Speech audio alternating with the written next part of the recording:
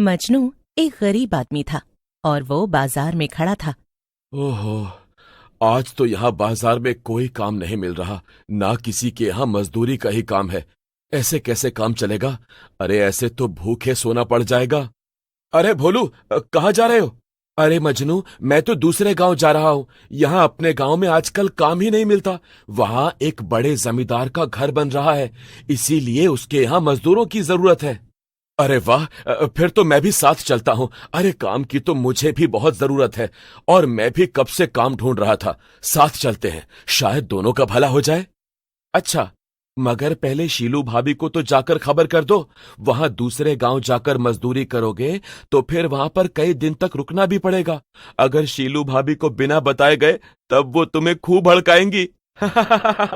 याद है ना, पिछली बार तुमने गलती की थी तो उन्होंने पूरे गांव के सामने तुम्हें कितना कूटा था। अरे चुप कर भोलू, वो तो उसका प्यार जताने का तरीका है और कुछ नहीं। मैं अभी जाकर उसे बता देता हूँ। हाँ ठीक है, फिर जाओ और जल्दी वापस आना। कहीं ज्यादा प्यार जताने मत रुक जाना। मजनू शर्माकर घर जाता है और शीलू से कहता है, अरे शीलू, सुनती हो? हाँ, कान है तो सुनूंगी ही ना। कहिए, क्या हुआ? वो दरअसल अपने गांव के बाजार में या आसपास कुछ काम मिल ही नहीं रहा, तो वो भोलू है ना, वो मिला था। वो कह रहा था दूसरे गांव में जमींदार का घर बन रहा है तो वहां मजदूरी का काम है। तो मैं वहां जाऊं? मुझे कुछ दिन वहां रहना भी पड़ेगा। मगर जल्दी आना, हाँ, और ज्यादा देर मत करना लौटने में, और किसी और औरत की तरफ देखना भी मत, वरना मैं तुम पर भरोसा करके तुम्हें भेज रही हूँ। मजनू थोड़ा सामान बांधकर दूसरे गांव जाने के लिए निकल जाता है। ये भोलू भी ना थोड़ी देर रुक जाता तो मेरे साथ ही चलता। पता नहीं इसको अकेले जाने में क्या मजा आता है। अरे सफर के लिए एक साथ तो होना ही चाहिए ना। इसी तरह खुद से ही बातें करते हुए मजनू दूसरे गांव जाने लगता है। चलते चलते रात हो जाती है, मगर अभी भी थोड़ा रास्ता बचा था। तभी अचानक से एक छोटे से खेत पर मजनू की नजर पड़ती है और उसे देखकर वो चौंक जाता है। मजनू को दूर से ही उस खेत में छोटी छोटी चमकती हुई चीजें दिखाई दे रही थीं। ये देखकर उसे उत्सुकता होती है और वो खेत के पास जाकर उसमें घुस जाता है। वहां का नजारा देखकर तो वो चौंक ही जाता है।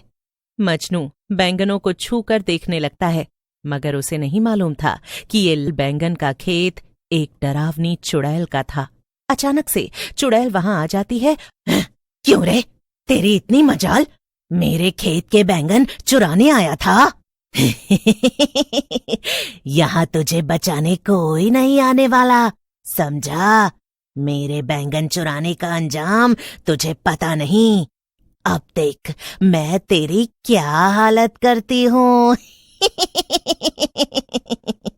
नहीं नहीं, मैं यहाँ चोरी करने नहीं आया था। मुझे छोड़ दो, जाने दो, छोड़ दो, बचाओ। बेचारा मजनू चीखता चिल्लाता रह गया, लेकिन चुड़ैल उसे नहीं छोड़ती और अपने साथ लेकर चली जाती है। वहीं कुछ दिन बीत जाते हैं और जब मजनू घर लौटकर नहीं आता तो शीलू सोचती है, उफ, 1 हफ्ता होने वाला है और ये अब तक घर नहीं आए। घर का सारा राशन भी खत्म हो रहा है। लगता है मुझे ही बाजार जाकर लाना पड़ेगा। आने दो इनको वापस, फिर बताती हूँ। शीलू जल्दी से राशन लेने के लिए बाजार पहुंच जाती है। शीलू सब्जी वाले से झगड़ ही रही थी कि तभी वहां पर भोलू आ जाता है। शक्ल से ही वो बड़ा खुश नजर आ रहा था। और शीलू भाभी, क्या हाल है आपके? मैं तो एकदम ठीक हूँ भैया, मगर आप दूसरे गांव से लौट आए? हाँ हाँ, मैं तो कल ही आ गया था। क्यों? अरे आप आ गए तो फिर ये क्यों नहीं आए? मगर मजनू तो वहां आया ही नहीं था। मैंने उसे बुलाया था मगर वो मेरे साथ नहीं गया, तो मुझे लगा कि आपने उसे मना कर दिया होगा। ये सुनकर तो शीलू के होश ही उड़ जाते हैं। क्या, नहीं आए? ऐसा कैसे हो सकता है? वो मुझसे पूछ कर गए थे। हैं? मगर वो तो वहां आया ही नहीं और इसीलिए मुझे लग रहा था कि आपने उसको आने ही नहीं दिया होगा। कहीं मुझसे पीछा छुड़ाने के लिए घर से भाग तो नहीं गए? हाँ, ये मुमकिन है। वैसे भी बेचारा मजनू हमेशा आपसे इतना डरा हुआ रहता था। मजाक मत करो भोलू भैया, मैं जा रही हूँ दूसरे गांव उन्हें ढूंढने। दोनों मजनू को ढूंढने दूसरे गांव जाने लगते हैं। रात हो जाती है और वो भी चुड़ैल के बैंगन के खेत के पास पहुंच जाते हैं। हाँ, अभी तक तो ये कहीं भी नहीं दिखे। ये खेत में ऐसा क्या उगा है जो दूर से इतना चमचमा रहा है? चलो चलकर देखते हैं। दोनों खेत में चले जाते हैं और चमचमाते बैंगनों को देखकर एकदम हैरान रह जाते हैं। हाँ, ये तो कमाल है। मैंने ऐसे बैंगन का खेत पहले कभी नहीं देखा। चलो हम कुछ बैंगन तोड़ कर ले जाते हैं। ये बैंगन बाजार में बहुत महंगे बिकेंगे। अरे कुछ नहीं होगा, चलो बैंगन ले लेते हैं। भोलू शीला का कहना नहीं मानता और बैंगन तोड़ने लगता है, लेकिन तभी वहां चुड़ैल आ जाती है और भोलू और शीलू को पकड़ लेती है। अच्छा, तो तुम दोनों मेरे खेत के बैंगन चुराने आए हो? अब तुम दोनों की खैर नहीं। नहीं नहीं, मुझे छोड़ दो, मैंने कुछ नहीं किया।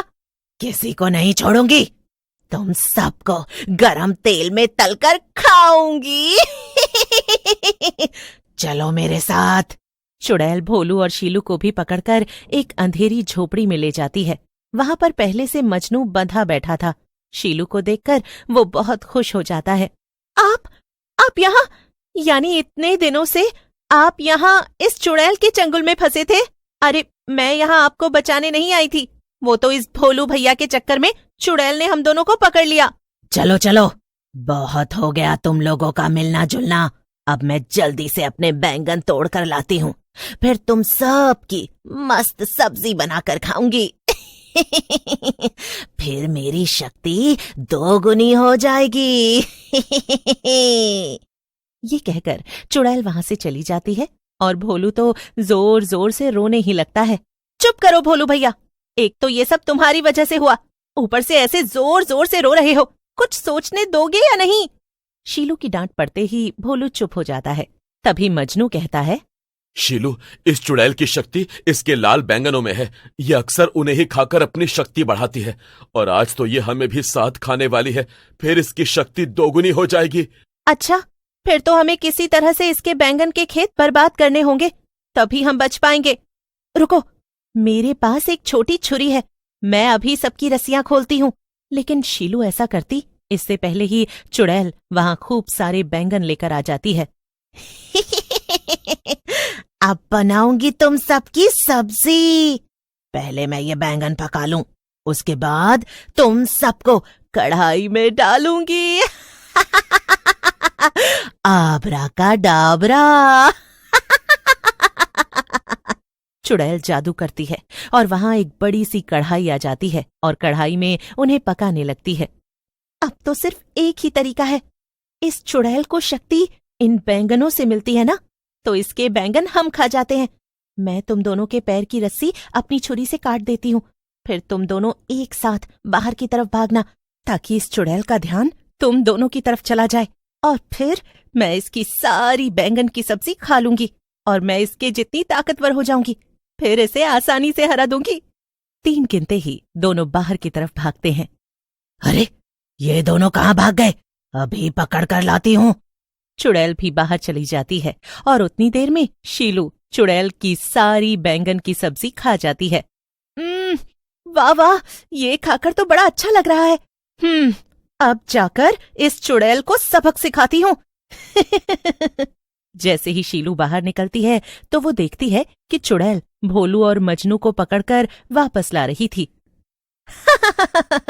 चुड़ैल की बच्ची, छोड़ दे इन दोनों को, वरना अच्छा नहीं होगा। तेरी इतनी हिम्मत? बेवकूफ औरत, तूने मुझसे जुबान लड़ाई? हाँ तो क्या कर लेगी? अभी बताती हूँ। चुड़ैल शीलू की तरफ बढ़ती है, मगर शीलू चुड़ैल को उठाकर हवा में उड़ा देती है। बचाओ!